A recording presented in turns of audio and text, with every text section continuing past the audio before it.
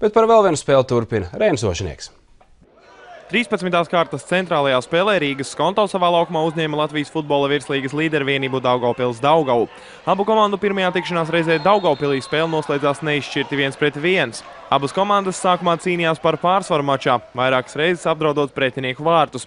Nedaudz vairāk darba gan bija Daugavpils komandas vārtu sargam. Pirmie rezultātu 22. minūtē atklāja mājnieki.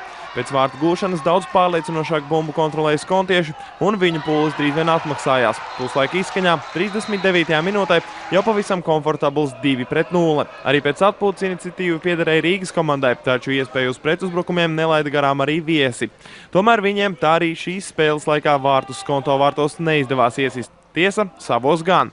Vadims Logins, cīnoties aizsardzībā, bumbu raidīja savos vārtos, panākot 3-0 Skonto labā. Kopumā laukumā risinājās agresīva cīņa, kas beigās pat pāraugusi nopietnā kautiņā, kurā iesaistījās arī komandas rezervisti un personāls. Neskatoties uz zaudējumu, Daugavpils Daugava saglabāja līderpozīciju virslīgā. 3 punktus no vienības atpaliek Spartaks un Skonto.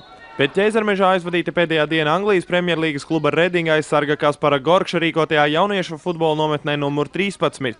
Tās mērķis – dot iespēju jauniešiem apgūt futbola prasmes un iejusties profesionāla sportista ādā. Jaunos futbolistus trenēja dažādi speciālisti, to skaitā no Anglijas.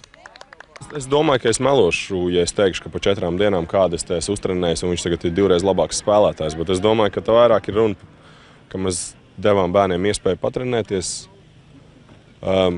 kopā ar ārzemju treneriem, pastīties, ko viņi prasa no spēlētājiem, kādas ir viņu prasības, kāds ir tas līmenis. Nometnes beigās tika apbalvot labākie un centīgākie jaunieši, 2 no tiem tika pie Anglijas Premjerlīgas spēles apmeklējuma. Tāpat abi futbolisti dosies uz līdzīgu futbola akadēmijas nometni Lielbritānijā.